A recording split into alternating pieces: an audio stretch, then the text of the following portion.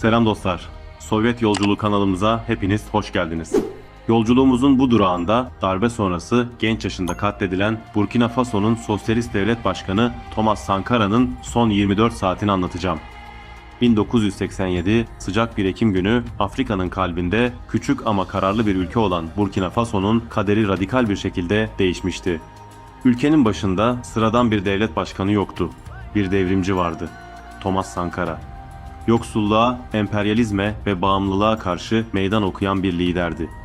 Ancak bu videoda anlatacağımız hikaye onun yükselişini değil, maalesef onun erken yaştaki sonunun hikayesi olacak. Çünkü Sankara, emperyalist düşmanlardan önce bizzat kendi en yakın çevresi tarafından hedef alındı. Silahlardan çıkan kurşunlar bu kez ülke dışından değil, aynı masada oturduğu insanlardan geldi ve bir devrim susturuldu.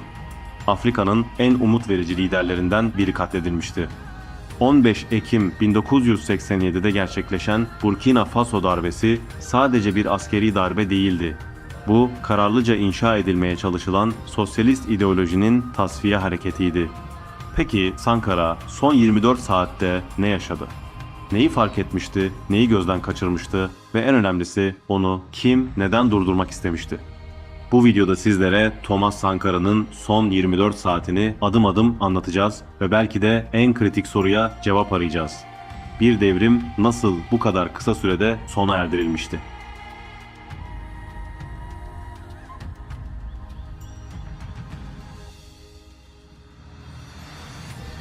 Afrika'nın kalbinde kısa ama sarsıcı bir devrimin son saatlerine gideceğiz.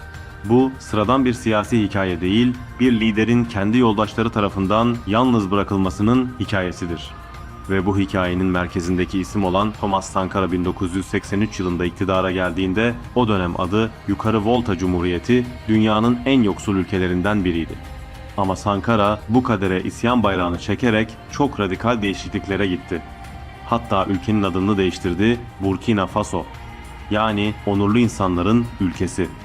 Kısa sürede yaptığı devrimsel değişiklikler toplumu kısa sürede çok ileri seviyeye getirdi. Kıtlıkla örgütlü mücadele, tarımsal atılımlar, toprak reformları, kırsal üretimde vergilerin kaldırılması, yolsuzlukla sert mücadele, ülke çapında okuma yazma kampanyası ve çok sayıda hastalıkla radikal mücadele politikaları Sankara hükümetinin gerçekleştirdiği radikal değişimlerden sadece bazılarıdır. Onun döneminde ülke genelinde çocuklara milyonlarca doz aşı dağıtıldı, okullar, sağlık merkezleri, su rezervuarları ve altyapı projeleri inşa edildi, 10 milyondan fazla ağaç dikerek çölleşme önlendi, kadın sünneti, zorla evlilikler ve çok eşlilik yasaklandı. Sankara'nın Afrika'nın kendi kendine yeterliliği için devrimci programları ve reformları onu Afrika'nın yoksulluk içindeki birçok ülkesi için bir simge haline getirmiştir. Bağımsızlık meselesine özel önem vermişti. Ancak bu ilke dönemin uluslararası dengeleri arasında satranç oynamasına yol açtı. Kendisini Marksist bir devrimci olarak tanımlamasına karşın Batı ülkeleriyle dengeli bir siyaset izlemek amacıyla Sovyetlere mesafeliydi.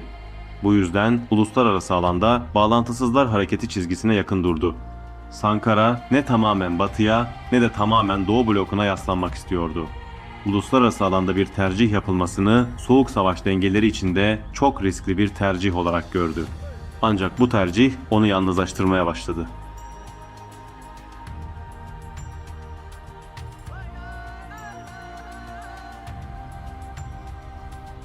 Sankara'nın en güvendiği isimlerden biri vardı. Blaise Compaoré. 1983'te birlikte darbe yaparak eski yönetimi devirmişler ve birlikte iktidara gelmişlerdi. Ama 1986 yılından itibaren aralarında siyasi bir çatlak oluşmaya başladı. Bu çatlağın bazı sebepleri arasında Sankara'nın radikal ekonomik politikaları, sınıf mücadelesi teziyle yerel elitlerle mücadele etmesi, ülkenin eski sömürgecisi Fransa'yla ilişkilerin sert şekilde koparılması ve ordunun bazı kesimlerinde rahatsızlık sayılabilir. Aslında bu siyasi ayrılığın özeti, devrimin hızının bazılarına göre fazla ileri gitmesiydi. Bu noktada ülkenin eski sömürge gücü sahneye girdi. Fransa. Fransa yönetimi Sankara'yı oldukça tehlikeli görüyordu. O sıradan bir lider değil, Batı Afrika'da domino etkisi yaratabilecek devrimci örnekti. Ülkenin eski borçlarını ödemeyi reddeden, çok uluslu şirketlere meydan okuyan ve halkı önceleyen bir ekonomi modeli kuran bir liderin etkisi bölgeye yayılırsa ne olurdu? İşte bu soru Afrika kıtasında pek çok sömürgesi olan Fransa'da büyük endişeye yol açmıştı.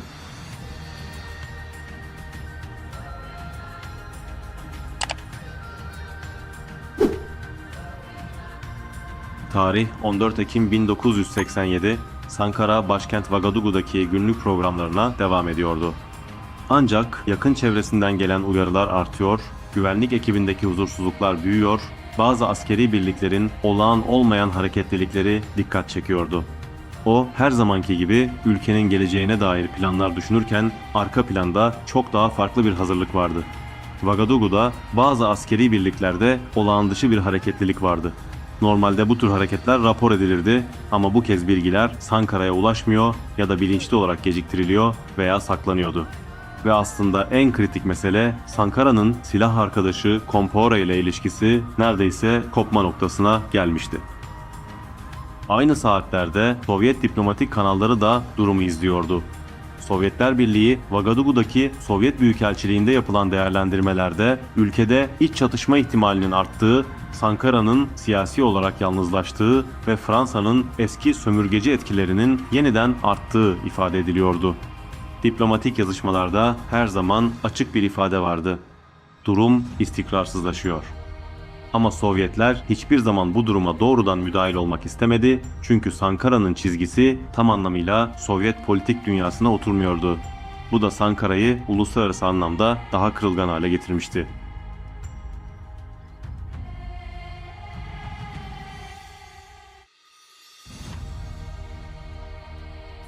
Tarih 15 Ekim 1987. Kimse o günün Burkina Faso tarihine nasıl geçeceğini henüz bilmiyordu. Sankara her zamanki gibi erken kalkmıştı ama çevresindeki havanın değişmiş olduğunun ve kendisine darbe planlandığının farkında değildi. Bu planın merkezindeki isim en yakın çalışma arkadaşlarından Blaise Compaoré. Sankara öğleden sonra bir toplantıdayken binanın etrafında silah sesleri duyuldu. Toplantı binası askeri birliklerce kuşatılmıştı. Sankara'ya derhal arka kapıya giderek bölgeden uzaklaşması önerildi.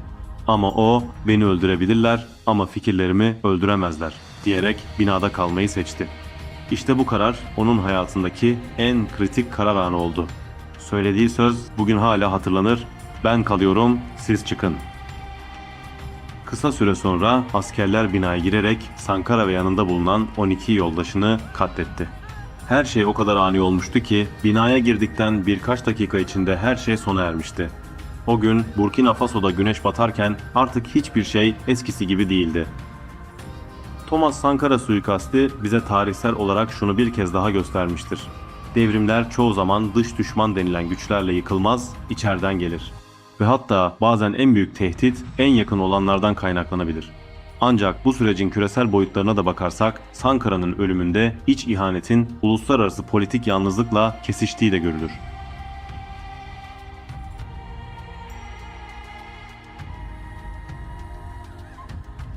Darbe sonrası yönetime Blaise Compaoré geçti ve ilk işi Fransa ile ilişkiler kurmak oldu.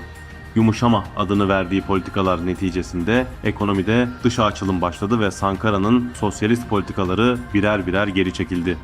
Bu süreçleri dikkatle izleyen Sovyetler, darbenin iç dinamiklerinin güçlü olduğunu ancak başta Fransa olmak üzere diğer dış ülke etkilerinin göz ardı edilemeyeceğini belirtir. Sankara'nın tercih ettiği bağlantısız hareketi çizgisi onu ne Batı ülkelerinden ne de sosyalist bloktan tam destek alabilen bir noktaya getirmişti. Ve bu yalnızlık onun sonunu hazırladı. Thomas Sankara'nın hikayesi aslında bir liderin değil, bir fikrin hikayesidir. Emperyalizme karşı kararlı duruşun, halkçı ekonominin ve bağımsızlık idealinin uluslararası alandaki politik yalnızlığa, iç ihanetlere ve güç dengelerine çarptığının açık bir göstergesidir. Bugün Sankara hala neden konuşuluyor ve tartışılıyor? Çünkü o Marksizmin tarihsel tezini bir kez daha kanıtladı. Devrimsel politikalar kısa sürede toplumların tarihini bir anda değiştirebilir. Evet dostlar, 15 Ekim 1987'de Thomas Sankara öldürüldü. Ama aslında o gün öldürülmek istenen sadece bir insan değildi, bir fikirdi. Afrika'nın sömürgecilere isyan bayrağı çekerek kendi ayakları üzerinde durabileceği fikri. Kurşunlar Sankara'yı susturdu belki ama onun söylediklerini susturamadı ve hala haykırılmaya devam ediyor. Çünkü Sankara arkasında sadece bir yönetim bırakmadı, tarihsel bir örnek bıraktı. Yoksul bir ülkenin onu yoksullaştıran sömürgecilere boyun eğmeden de var olabileceğini tüm dünyaya gösterdi. O darbeden sonra Burkina Faso bambaşka bir yola girdi ama bugün aradan geçen onca yıla rağmen hiçbiri değil Sankara konuşuluyor. Neden? Çünkü bazı insanlar öldükten sonra temsil ettikleri fikirler yaşamaya devam eder. Tıpkı kanalımızda sizlere anlattığımız onlarca kişinin yaptığı gibi. Siz ne düşünüyorsunuz? Thomas Sankara hakkında eklemek istedikleriniz var mı? Varsa yorumlarda buluşalım. Sovyet Yolculuğu kanalımızda Dünya Sosyalist Hareketi'nden çok sayıda kişiyi ve tarihsel olayı sizlere anlatmaya devam edeceğiz. Bizleri takip etmeyi ve kanalımıza abone olmayı unutmayın. Diğer videolarda tekrar buluşmak üzere. Hoşça kalın, dayanışmayla kalın.